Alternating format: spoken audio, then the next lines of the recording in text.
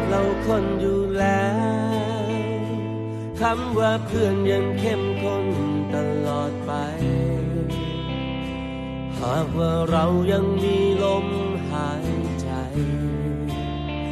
จะมีอะไรที่มันสำคัญยิ่งกว่านี้เสือต้องมีลายผู้ชายต้องมีเพื่อนเพื่อนไม่ทิ้งเพื่อนจะเป็นจะตายร้ายดีแต่บางทีฟ้าก็ไร้ความปราณีทำให้วันนี้เราต้องเดินคนละทางยิ่งรักก็ยิ่งแค้นยิ่งแค้นก็ยิ่งรักหักก็ต้องหักบนทางของลูกผู้ชายคนบางคนฆ่าได้ยังไม่ได้เกิดมาก็ต้องตายไม่มีอะไรจะต้องกลัวไม่มีทางรักษาไม่มียาจะลบมันออกไปคำว่าเพื่อนยังย้ำเตือนในใจแต่คำว่าแค้นยังฝังใจจนวันนี้เสือต้องมีลายผู้ชายต้องมีเพื่อน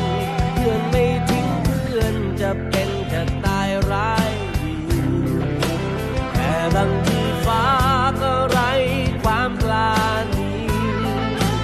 ทำให้วันนี้เราต้องเดินคนละทาง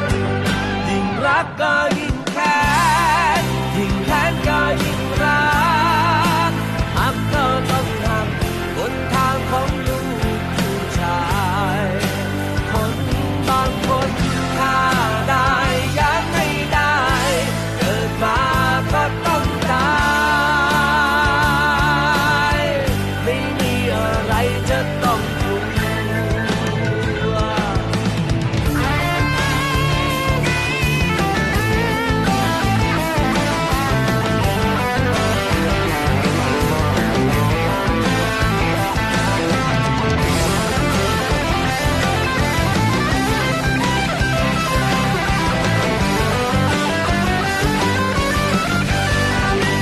รักก็ยิ่งแค้นยิ่งแค้นก็ยิ่งรักหักก็ต้องหักบนทางของลูกผู้ชายคนบางคนฆ่าได้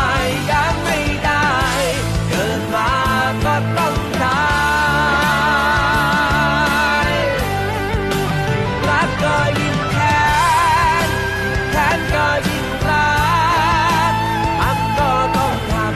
บนทางของลูกผู้ชายคนบางคนฆ่าได้ยังไม่ได้เกิดเป็นลูกผู้ชาย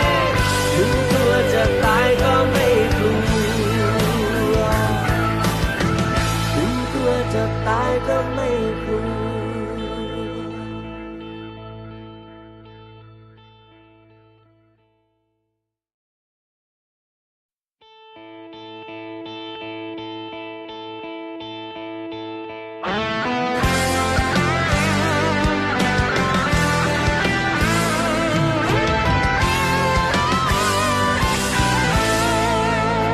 เลือดเราคนอยู่แล้วคำว่าเพื่อนยังเข้มข้น